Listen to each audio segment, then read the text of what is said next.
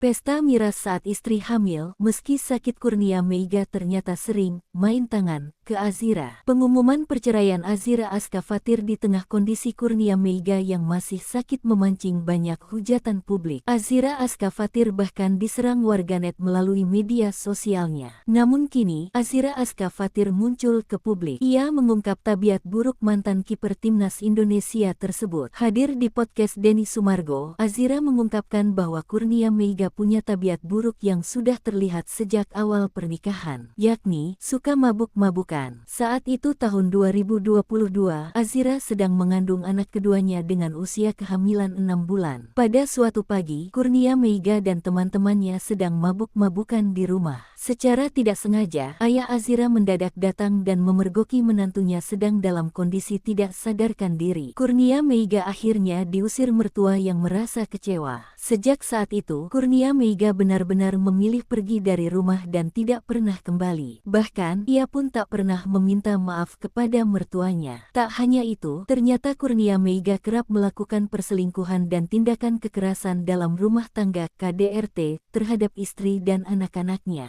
Perbuatan itu yang membuat anak-anaknya memendam luka dalam. Azira Aska Fatir bahkan sempat memergoki pesan singkat yang dikirim oleh selingkuhan Kurnia Meiga. Namun saat itu, Azira masih mencoba bertahan dan ikhlas asalnya tak menyakiti anak-anaknya. Kini, ia pun mantap bercerai demi